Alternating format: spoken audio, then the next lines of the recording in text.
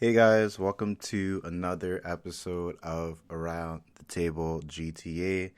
Wow, spring is here and it's slightly getting warmer, and with the warm weather, I'm feeling like myself, and that's no excuse. Either way, we will see more episodes coming up.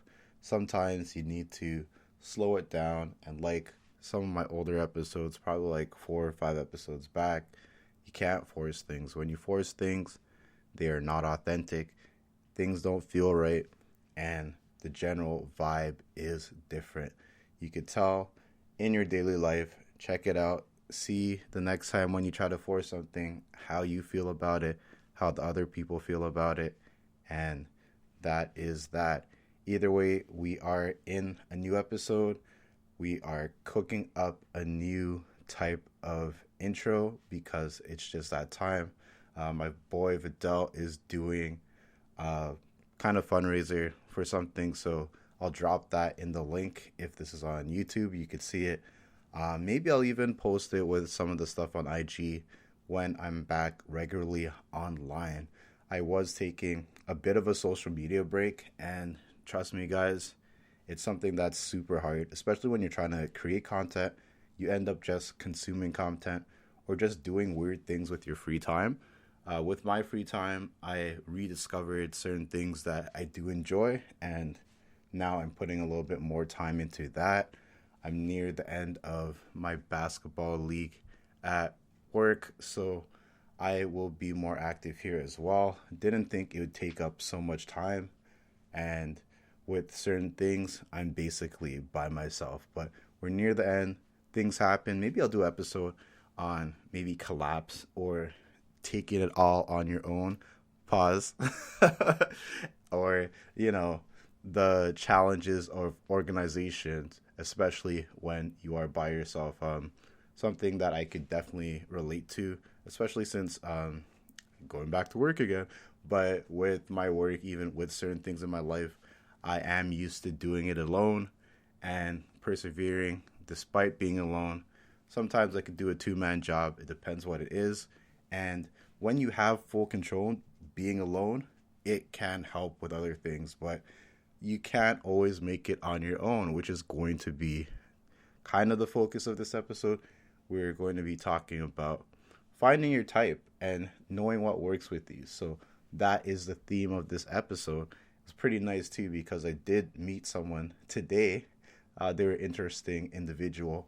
We'll see what happens next time we meet, but I think they were a little bit my type. Anyways, finding your type is essential, especially in this time and age. If you do look around, you hear a lot of people complaining about dating or the dating market or finding friends in general. Some people like good vibes. Some people don't care about the vibes. Some people always want to make it peaceful. Some people are always stirring up drama. You need to find what energy works with you, what type of scenarios work with you. Like, I always mention at my workplace that, oh, people ask me, why do I stay there? And one thing that I say, and it's not sarcasm, it's a little bit of sarcasm, but at the same time, I'm a big problem solver. So I need something. I don't necessarily need something, but I'm used to something not being right in my life, and not necessarily like horribly wrong or whatever, but um, since a young age, I've been solving problems. I've been figuring things out, and people have come to me whether for advice or how to do things. So now, as an adult, it's been a part of my nature. And I was talking to a friend recently about some people, they're hard to date because of the similar thing that I just said, right? I'm used to solving problems. So when I'm at a time of like complete peace, sometimes it doesn't feel right. Not because it's not right, it's just that I'm not used to it. Some people are always in a dramatic situation. That's why sometimes you can meet a guy, you can meet a girl, whatever you're into, and they just have all of these problems. And you're just like, what is going on? It's normal for them. Everyone's life is different, and everybody likes different things. And you need to find what meshes with you. Me being a problem solver, that doesn't necessarily mean I want someone who's always in trouble or someone who's a damsel in distress. You have to find out what meshes for you. I'm not gonna talk about what I like because I'm not gonna put myself in a situation where someone might find my podcast and start acting away, thinking that it will 100% help them get in a relationship with me. But uh, being in a relationship, you have to know the other person. The reason why certain relationships last long is that there's different types of communication. I have a friend who argues with their partner all the time, but that argument is a type of love language between them. So, despite them arguing all the time and looking from the outside, it looks like, oh, they're in a horrible relationship and they're always fighting. But that's a way that they express themselves to each other without really hurting each other, if that makes sense. I can't explain it, or I don't want to explain it because that's between them and it's my view of them. I haven't sat down and talked to them completely about it, but I did talk to that friend and they said it was similar. It's the same way with dealing with problems or even with friendships. Like, I have a friend who likes to wait. And, that's kind of like a weird state, right? Or a weird statement in itself. He says he likes to wait. So there's been situations where um, we'd be in a situation, of course, right? It's a situation. And then we'd end up having like a wait or a pause time. And one friend actually pointed it out, saying that, oh, blah blah, you always do this. And then they had the simple answer of, I like to wait. It is so simple, but everybody's wired differently. And when you have your expectations, not everybody's going to check all your boxes, right? If you find someone who checks all your boxes, it could be a good thing and it could be a bad thing. Um, I know someone who dealt with someone who was very similar to them. And you'd think that someone who's completely in line with what you are, has the same interests as you, and etc., etc., will be the perfect match for you. But sometimes this doesn't work. The reason for this is if someone, like, let's say there's two really easygoing people, right?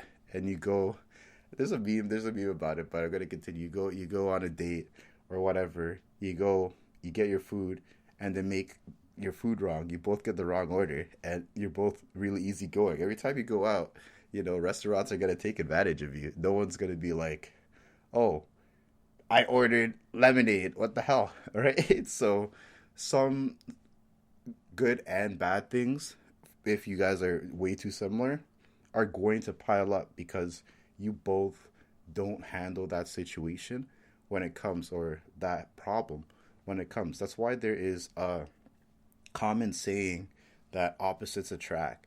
And the reason why opposites attract is that there's qualities that certain people have and certain people don't have, right? That's why you could see an introvert getting with an extrovert. The reason is the introvert might want to go out more, but they don't have that passion or drive, right? Or the extrovert might want to stay home more, but they don't have a reason to stay back, or they don't have that control to tell people, hey, you know what? Today I just want to stay home with my girl or with my boyfriend, or I want to take it easy. They have maybe an ego of, oh, how will I be represented if I don't show up to every and anything that comes my way, right? So the introvert can show them how to calm themselves, appreciate what they have at home, appreciate them, appreciate that quiet time. And vice versa, that extrovert could show the introvert, what they're missing when they're staying home all the time, or how fun it could be with a new experience, and bring them out to something that they probably didn't know that they would enjoy. Finding what works out for you can help you grow in a tremendous way, right? We stick to what we know for the most part because that's human nature, especially as you get older.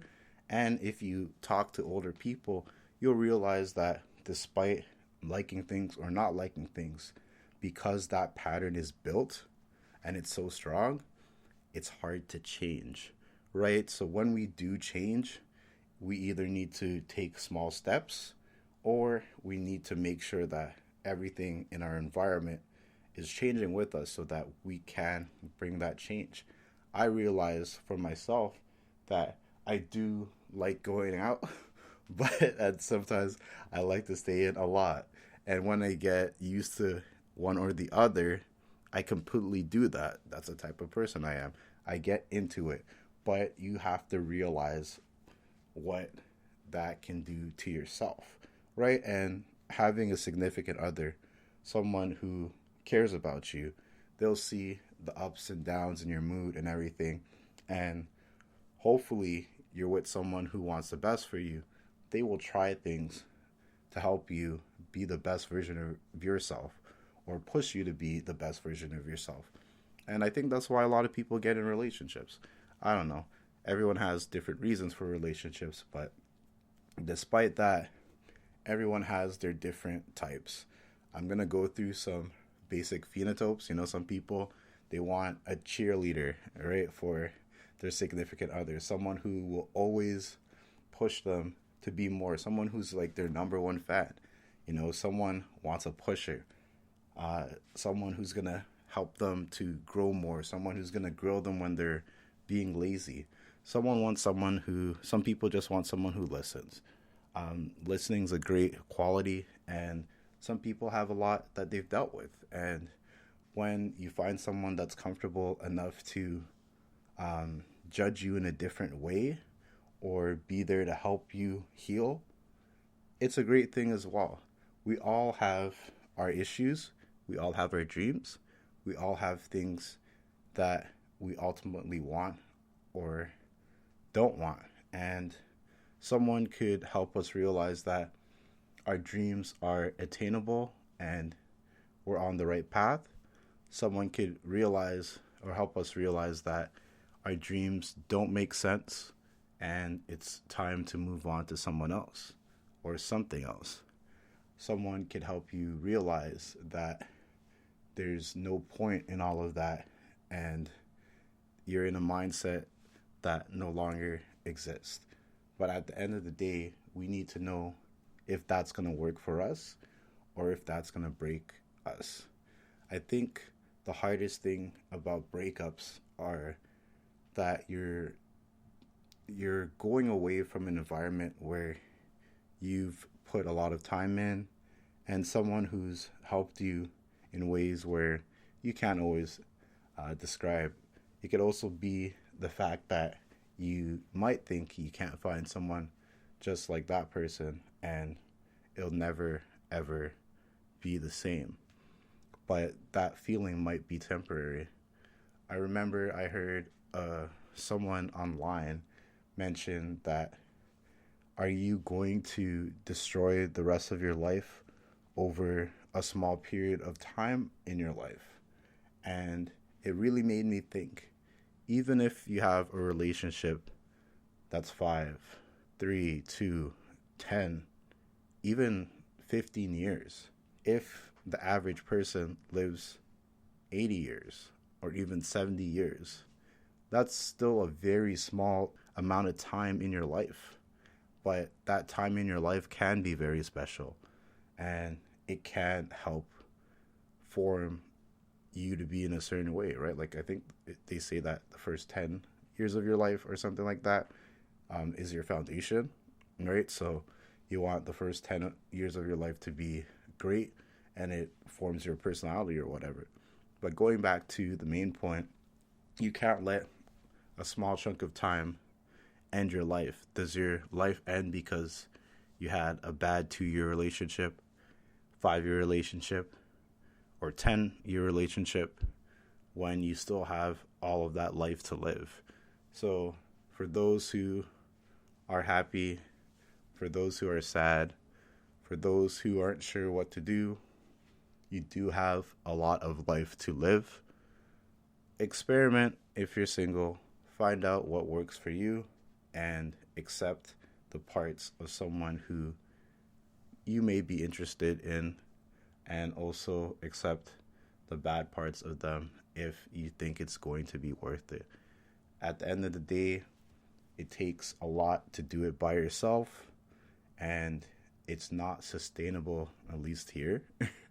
And that's not saying get in a relationship to be in a sustainable place, but it's something that a lot of older people, because I do work with a lot of older people, let me know that, they've been in their ups and downs in their relationships. They've made it work. They've cut off relationships, started new relationships. And the ones that are still in a relationship, for the most part, are happier, right? A couple of people tell me, hey, don't get married. A couple of people said that, you know, getting a divorce was the hardest decision of my life, and it's still something I deal with today. But we all have our own path, and we all figure out things at a different rate. Find your type, work with your type, and even if you don't have a type, you might figure out, hey, I thought I like these type of people, and then you figure out, no, it's this that works for me. It's crazy, but that's life. You figure things out, and that's where you get to, right?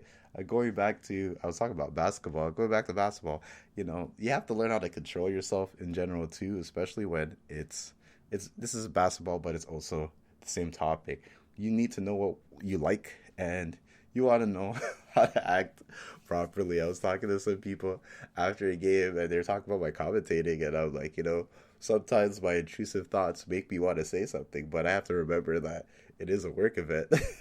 I can't go too crazy because I have to be responsible. And that's the same thing when it comes to dating. Especially if you're dating a lot of people as well, you need to make sure that you're responsible.